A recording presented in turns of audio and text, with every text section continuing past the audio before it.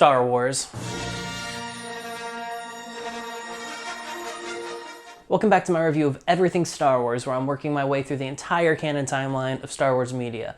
Last time I went all the way leading up to and right after Episode 1 Phantom Menace, and this time we're going to cover everything in between Episodes 1 and 2 and right after Episode 2 Attack of the Clones. Very first thing after Episode 1 is a comic called Raiders of the Lost Gundark that has Padme and Jar Jar go on an Indiana Jones style adventure to find some old artifact that turns out just to be a snack. It was not very good. Next is Season 2, Episode 10 of Forces of Destiny, which is a show that focuses on the women of Star Wars. This one focuses on Padme as she saves some critter on Naboo. It wasn't very interesting. Next was Age of Republic ObiWan, which is actually pretty cool. It shows kind of our first look at ObiWan and Anakin as Master and Apprentice, as Master and Padawan.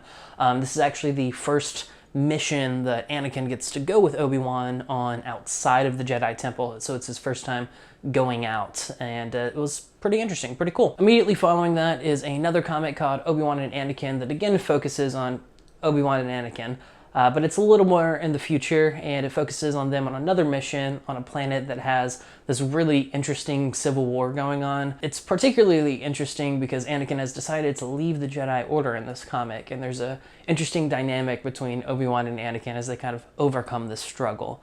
I really enjoyed it. It's actually the favorite comic of mine that I've read so far in the timeline. Next in the timeline is the only book in this chunk, which is called Queen's Shadow, that focuses on Padme as she transitions from Queen of Naboo to Senator of Naboo.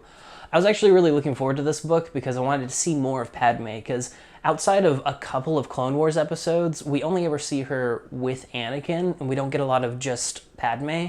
And to an extent, it had that, but it focused a lot more on her handmaidens, which was interesting, and it kind of explained why the whole Queen Amidala and the weird voice that they do, it explains why all that's in place, but it didn't have quite as much character development as I was hoping for.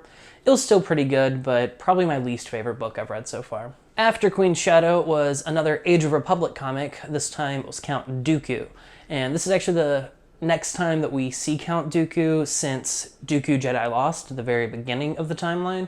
And now he's just a full-on Sith Lord. We don't ever really get to see how the temptation of Sidious works. We don't see him fall. He's just a Sith now, and he goes and does Sith things and kills a Jedi.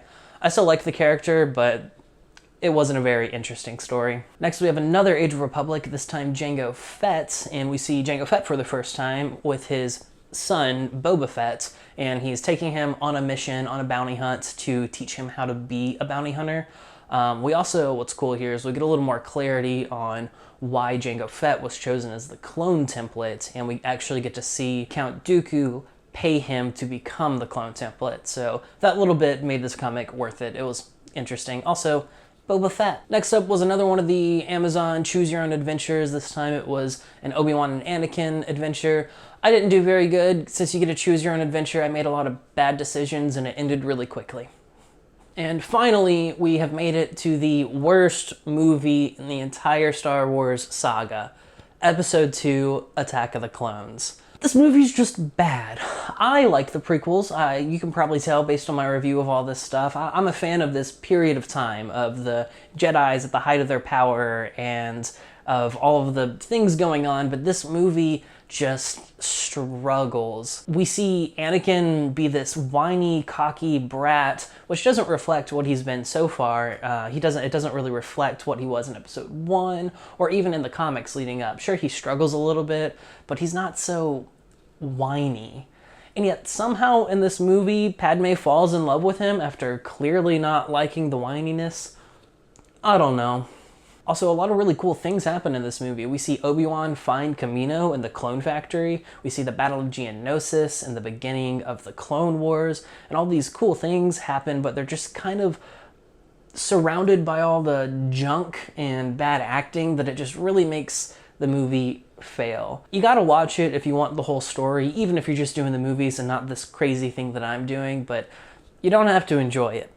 Afterwards, I did the Little Golden Book and the audio CD versions again, which were actually better than the movie in some ways, because you got those key story points without all the of Episode 2. And the last thing after Episode 2, Attack of the Clones, is a episode of a web series called Galaxy of Adventures that is 2D animation reenactments of things in the Star Wars universe. This time it was called Size Matters Not, and it was a reenactment of Count Dooku in Yoda's battle, which was honestly a cool battle after reading Dooku Jedi Lost, because they were master and apprentice originally, and that's just cool. Plus, I really liked the art style, it looked really nice, and it was narrated by Dante Basco, so cool. All right, that's it for this one. Next time we're going to be covering the huge chunk of time in between Episode 2 and Episode 3, which includes the entirety of the Clone Wars. I'm currently about halfway through the Clone Wars TV series right now, and there's also 3 or 4 books in this period of time, so it might take me a little while, but I'm going to get through it.